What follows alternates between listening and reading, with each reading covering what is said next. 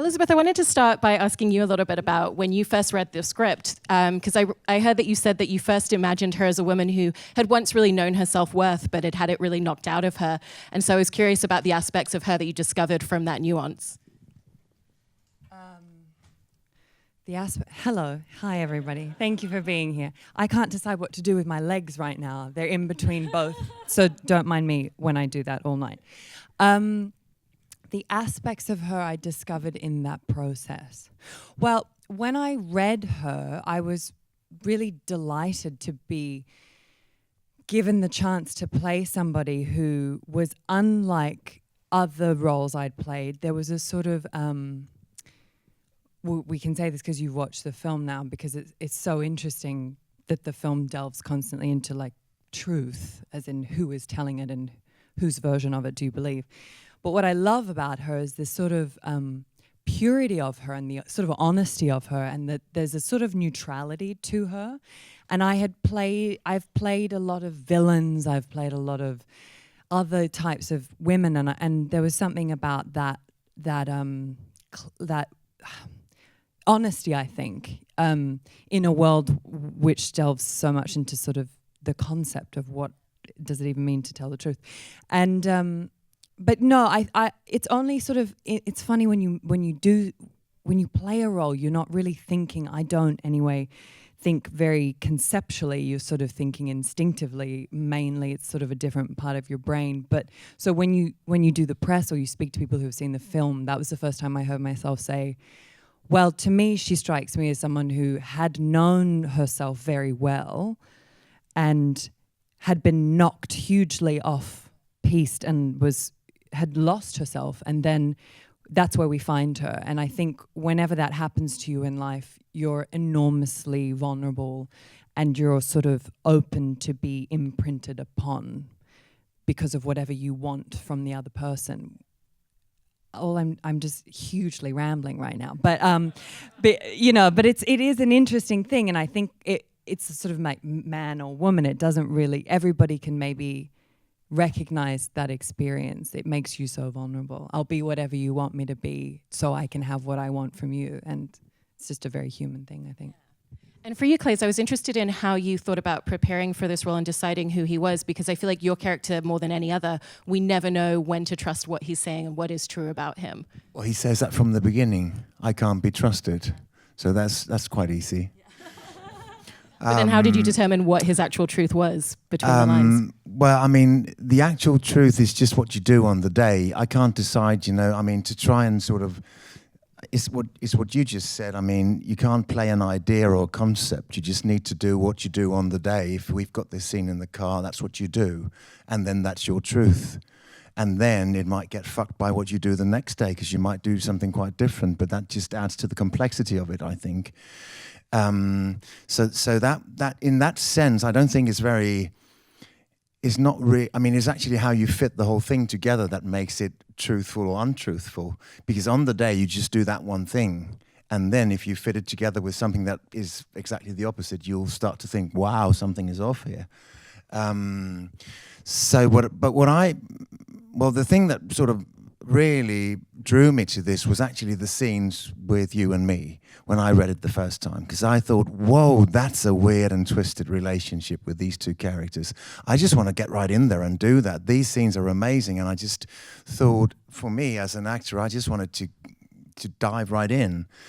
And then I suppose what I connected with in the character is so super ambitious, and I can totally recognize that in myself. I just hope that my ambitiousness does not drive me all the way out there where he's driven, because I think he goes a little bit too... That would be bad. Take it from someone who knows. Yeah, all right, yeah. Elizabeth knows.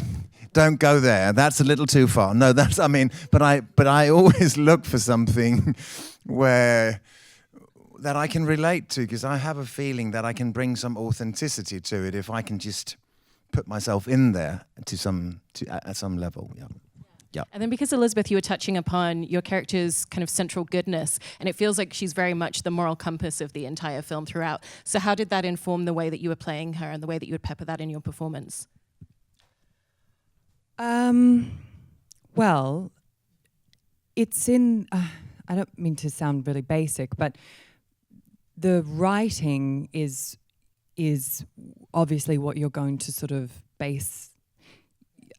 It's complicated. I was thinking a lot. I was flying over here from London. I was thinking about morality, as you do, and I was I mean, what else are you going to do? It's an 8-hour flight. But I was watching this Margaret Atwood documentary, but I have to be honest and say I watched it between Judy and Frozen 2, so I balanced it out. But she said something to me that I thought, that's so interesting in relation to our film, and she was talking about the concept of morality. How do you actually talk about it, and what actually is it? Because every day we're faced with a fork in the road, and the choice you make can determine your morality or how ethical you are, or how good you are or bad you are. But it's always murky. And she said something that I thought was so interesting when she said the problem is in all of us. Because there's nothing about Berenice that's not sort of murky and grey as well.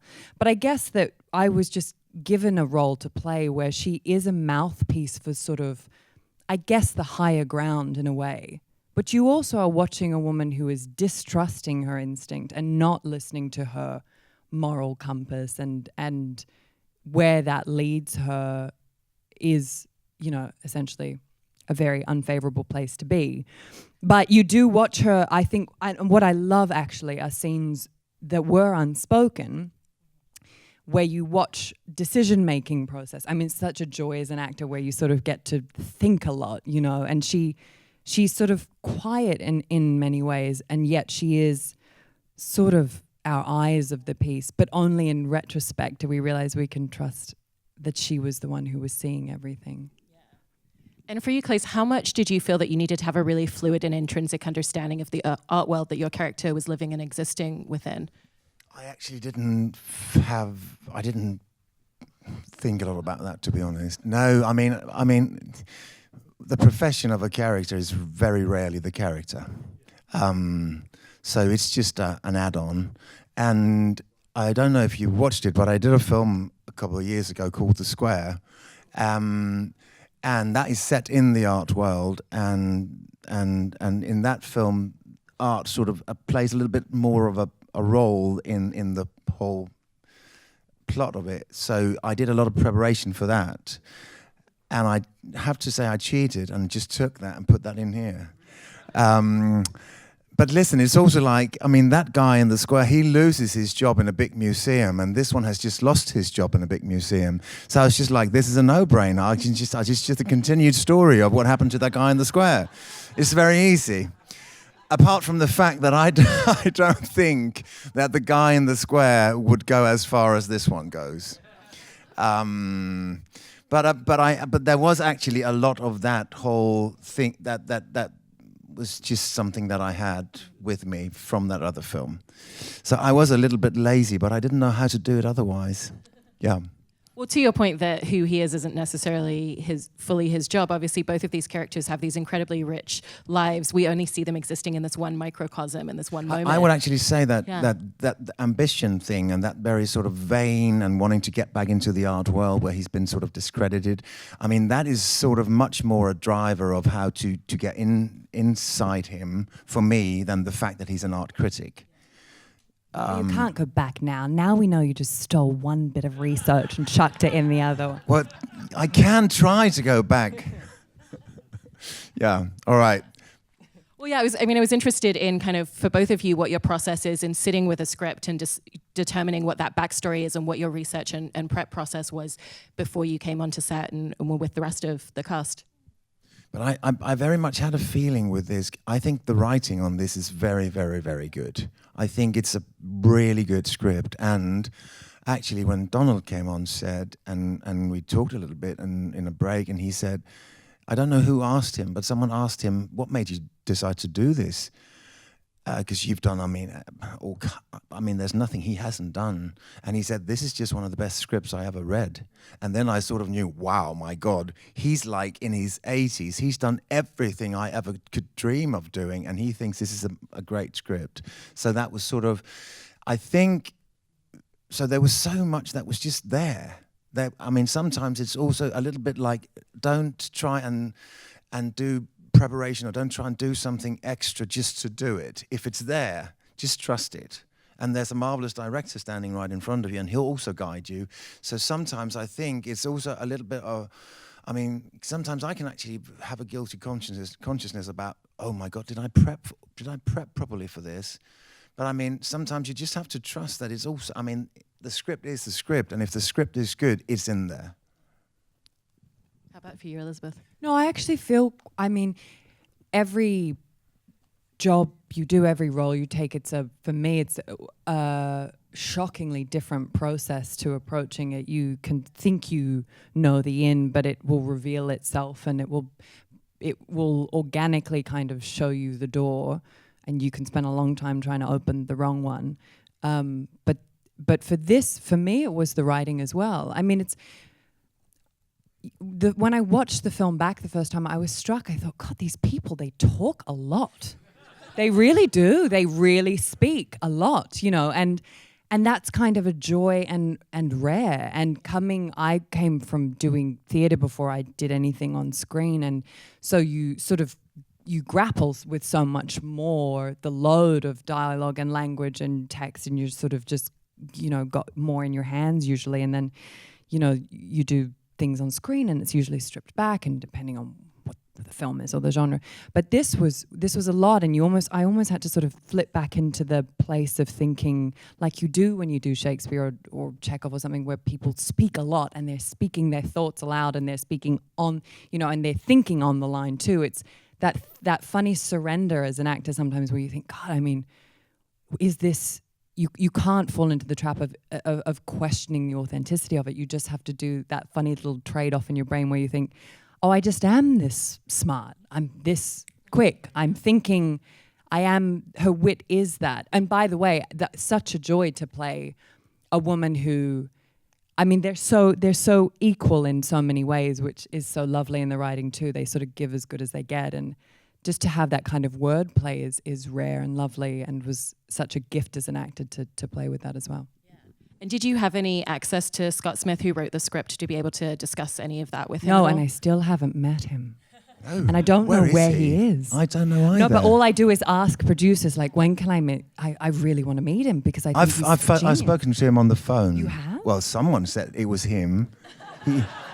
I don't know if it was, but he was like, "Hey, super job! You're so." What, he called you up and said you were good? No. I was with one of the producers, and he phoned him, but I don't know. He could have been phoning his brother. Oh my God, the truth! No idea. The truth comes out at last. But I mean, it might be sort of the continued story of all the untold untruths in this. There's no writer. Someone wrote it. I don't know. It might be. Yeah. Well, he. I haven't met him either. If he's out there, he could come around. That'd be great. But even beyond the script, there's so much source material, because it's based on a book by Charles Willeford. So I was interested in if you use that source material as well to really kind of pepper in what's amongst the script already. I did not read the book. I usually, when I've done a film that's based on a book, or there's a pre-existing version of the film, I don't watch it or read it. I sometimes do go back. I did a film called Widows that Stephen McQueen directed, and I never watched the original television series, because I just, like this, trusted that the world we were going to conjure was going to just be unique to it, and I couldn't. It's almost like a case of too much information. And also, I think you always have to, when you leap off into making something, trust the blueprint you have is solid, and just sort of run with that, I think. I was interested to hear a little bit more about Giuseppe, the director's style, because it sounds like he has a very kind of subtle and low-key approach. So I was interested in, when you're in a scene and he's trying to pull something specific out of your performance, kind of what his process is as a director. I mean, it's so weird with Giuseppe, because I think, I mean, all his directing is sort of almost in him rolling his little cigarettes. It's just like you've done a take, and he needs to smoke all the time. So once a take is done, he'll run out and smoke. So the second a take is done, yeah, that was great, and then he starts rolling that. And then you can sort of tell in the way he's rolling it if he was happy or not. And that, this is a stupid way of, I think what was most amazing about him is that he really trusted on us, I think. And he trusted, he definitely trusted me than I trusted myself, because I was always like, hey, I need to do one more, and I'm sure I can do better on this and that. I mean, come on, let's do one more. So I went down to the monitor and watched the take, and I knew that I could do better. And he said to me a couple of times also, oh, good that we did one more. But how did he do it? He just, I think to some extent, we really, when we did the read through, we were sort of very close to knowing we have something here. The script is really good, and we were close to what we wanted. So there wasn't all that much needed. There were scenes that were difficult. I mean, the violent ones. We talked about this earlier today. Getting the balance of those right. So you sort of get the feeling that who's actually driving this. That was a bit more difficult. But apart from that, I had a feeling that we sort of really had an understanding of where the story was going and what parts we all played in it and how to sort of get there. And he was just really just all the time just making sure that you were just pushed slightly in the right, very elegantly. I thought he was lovely, really. He also has such beautiful camera work because he's not only capturing his characters, but really making the landscape part of what we're seeing on screen the whole time. So I was interested to know kind of if and how you allow his camera choices to influence your performance. Our DP was a genius and a very lovely human being. And it was actually a very calm, trusting set. It was quite small. It was a small sort of film to make, I guess, in terms of the amount of humans that were with us day to day, and it sort of functioned like a little sort of machine. We sort of ticked over each day, and we got to trust each other. And we started with some pretty, believe it or not, we actually started with the bathtub and the stairwell and the sex scene. Yeah. I remember reading that schedule. I was like, thanks, guys. That's really helpful. I mean, actually, though, just on a act level, it's funny sometimes when you have a real humdinger of a scene straight up, you break that ice pretty fast, and then you're like, oh, you mean I just have to walk and talk and I'm wearing clothes? Like, I think I could do that today. But no, we started with some really difficult material, and David was incredibly. There's a fluidity to him, like all really great DPs. There's sort of they're like an extension. They become an extension of you, or maybe we become an extension of him.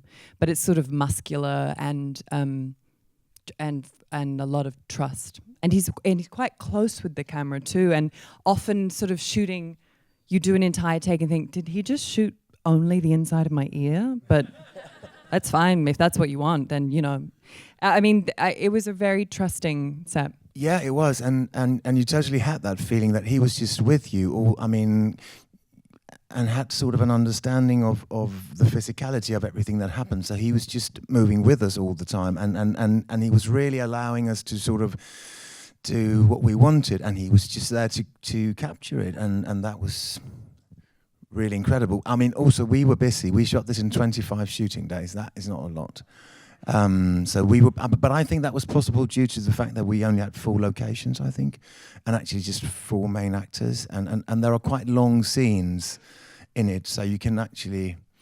Otherwise, I don't think we could have gotten away with it if we had to change. I mean, if you had to shoot like 10 different scenes in a day and change the lighting and all, then we couldn't have done it. But so it becomes almost like a chamber play in a way. I was going to say, it's so interesting when you watch it because there's these grand sort of vistas or these sort of huge, it's sort of like what he and Giuseppe managed to do was sort of give you the fishbowl and then you watch them swim around in it. So you have this huge, like vast kind of house that's its own character, and yet these sort of creatures in this swamp that they're creating for themselves. It's quite an interesting,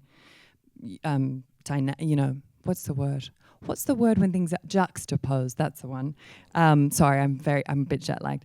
But so you sort of set up the frame and then you put the players in it and watch them kind of destroy themselves. Does only filming in such a limited number of locations give you more ability to really find your character within that specific place each time you walk onto a new set? Yeah, I mean, well, yes. Yes, I think it does actually. Yeah, you become very familiar with it. But the way it always felt when I was playing her was she's such an outsider to all of it, culturally, physically. She really is just sort of on the periphery. And so I never felt at home anywhere.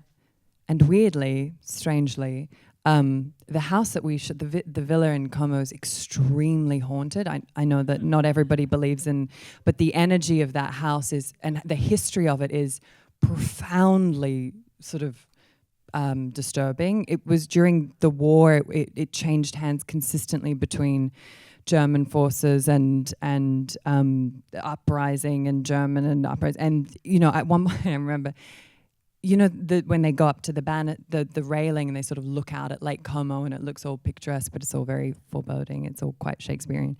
At one point I was sort of leaning up against the railing having a tea break or something, and Giuseppe comes up and in his very Giuseppe way, he goes, you know, they used to just, that's not an Italian accent, that's terrible. He goes, you know, they used to just throw the bodies in there. And I was like, what do you mean? And he said, but they just used to come in, occupy it, kill everybody, shove them in the lake, off they go. And that ruined it. After that, I was like, well, I do no longer like this villa. It's just like full of skeletons in there. But and actually, the apartment in Milan was extremely bizarre. There was a real darkness to a lot of it's a kind of, it was a strange and it was a bizarre apartment. Remember those weird cupboards and it was very big in a and small, or big in a small and a big. I don't know what it was. It was really weird. Yeah. But I suppose it also I was so glad we never had to go back in there again. No, but I suppose the set decorator also made it even. I mean, because it was sort of half lived in, or something. Someone half died there. Or I don't know. I'm not sure. But yeah, also me. Yeah, exactly. But also, I think what is really weird is that to be shooting in Como was like, oh, I thought, my God, that's going to be amazing because it's so pretty and beautiful. And it actually also was. But in the film, I think it comes across as really scary and threatening. It's as if the whole setting of it is almost like a fifth character that is like all the time really a threat somehow. It's got a weird vibe to it. And it wasn't, we came just when I remember coming and going to a really lovely restaurant on a Saturday, wanting to go back on Monday, and then he said, come back in April, we're closed for the season. So we came at exactly the wrong time. They shut it down, they shut the whole Como, they empty it, the water goes out at the end of September. That's not right. That's not right. That's not right. That was but you know what, I actually really adore the scene where the house sort of becomes almost like a shrine, and everything's sort of this sort of muslin shroud is sort of put on everything. I love that scene. I think it's so, again, very foreboding and but it's very interesting, like the simplicity of it. And I remember when I don't really think it was in the script. It was sort of in the script, but Giuseppe sort of made this little meal out of it, and he was like, then you look at this, and then you look over there, and you know, it's that thing where the vision is his and you just play the scene. But then when you see it in the whole piece, you go, oh, that's so interesting. There's like a death happening before a death happening. It's so interesting. Yeah. Well, because you were both mentioning the bathtub scene, I was interested in how involved the logistics and the choreography of that were, and were you working with stunt doubles as well, or was it just the two of you shooting that? There were no stunt doubles for that scene. I remember actually the day before, because we rehearsed it and we were slightly worried about it, and then the day before we had to shoot it, I think I texted you, said, shouldn't there actually be stunt doubles for this scene? And we were both like, yeah, that would have been lovely, but there weren't. We were, it was a very harrowing piece to shoot, but we never felt unsafe, obviously, because we were on a very lovely set. But it was difficult, and we had to, and there was a stunt choreographer and there was a safety guy, and there were, you know, people waiting on the side. It's always super great when they're like, we have the paramedics here. You're like, okay, thank you. I'm just gonna have a cup of tea before we do this. But it was sort of like, we were very we were actually extremely in tune. I think that's interesting that from the beginning, we sort of, like one of the first things we had to do together was sort of go, okay, no longer than 8 seconds. On 10 seconds, you pull my head back out of the water. And it was a bonding trust exercise. But I was like dead scared because, I mean, if you are to do that, put someone's head underwater, which I had to do, then it's like, I would feel myself, that's very, very uncomfortable. It was uncomfortable, but never unsafe. But I mean, it's just really fucking important that you feel, otherwise you can't do the next take or the next take. No, you can't. I got that right. That was, I mean, it might go really, really wrong. We had still like 23 days to shoot after that. I know, you would have had to play both parts, babe. No, it's also a question of we had to be friends for fuck's sake after that. And if it was, yeah. And also, I mean, just the fact that you had to put your head in that water so many times and people were just working, I was sitting in it for fuck's sake. No, it was just unpleasant. I felt with you. I know. Yeah, yes, I know aware. You know. No, but it was. I just want you to know that I really tried the best I could to make it. It was not nice. You can let it go now. I can let it go. You survived. I did. The film is there. Yeah. No. Yeah. But it is. But this has become a very in-depth conversation about timing. But it is actually a really interesting conversation, and I would be really interested to hear people's thoughts and reactions to it as well, because it's very it was very difficult to shoot that scene for me. Like anything you do like that on film, it's very harrowing. It sits in your body and your muscles for a while. There's a lot of residue from it. It's quite traumatic. And I just think, having done some things on screen now in what I've done in my life as an actor, and I've had quite a lot of violence done to me on screen, and it is a really interesting thing, because I think you have to be very aware of what image you're creating, and you have to know why you're doing it, and it can't be ever irreverently sort of created, which it wasn't. But yeah, it was difficult, but it was safe. Yeah, it never feels gratuitous in the moment when you're watching it. But also, I mean, one thing was just the whole security of it and feeling safe and not violated. But also the thing was that we sort of agreed that it was quite important that we struck a certain balance in it, where it's like you can sort of, when you watch it or watch it over and over again, you can't exactly decide who actually pushes who. And that was quite important, that it was sort of something that happened and you can't exactly put your finger on how did these events, how did it sort of build up to what it is, in order to get that thing where you can't really put your finger on it. Is it his fault or is it her fault? Or if she hadn't come at him in the bathroom with that finger, would any of this that was really important to get that balance right for us. So one thing was struggling with all the safety issues. Another thing was actually also getting that balance to be perfect, so that the fall into the bathtub was sort of something that happened because she pushed and he pulled, or what? So you can't exactly put your finger on it. That was important to us at the time. I don't know if that works in the film. Good. Separate to that, in terms of acting, obviously one of the things that you have to do very consistently throughout your career is auditioning. So I was interested if there's anything for both of you that you found that really grounds yourself when you're walking into that room, because it's a really stressful environment to have to keep putting yourself into. Oh my goodness. It's so funny that you should ask that question, because I was speaking to a friend of mine today on the phone who's an actor. And last night I did, for the first time ever, did a late night talk show. Seth Meyers, right? With Seth, who's so lovely. And I was so nervous. And before I went on stage, I was having these sort of I was really nervous. And then I thought, my God, I haven't felt this for a little while. What is this feeling? And then I thought, it just feels like I'm about to go into an audition. And it's just that kind of raw fight or flight terror. I think there are many psychological games you can play with yourself, but I just think you have to breathe. Which is so bizarre. I don't know, but I'm a type of person who, it can be like 6 p.m. and I take a breath and I think, oh my God, I think that's the first one I've taken all day. It's that sort of breath, I think, yeah. Well, it didn't show in the interview at all. And how about for you, Claes? Well, I think no matter how well I prep for an audition, it can either go this or that way. Sometimes it's just really a cool experience where someone has actually tried to investigate what have you got to bring to this, and sometimes you got the feeling that you get violated by it. That is sometimes that you're not really taken seriously, that you're just there because they just want to see someone for something.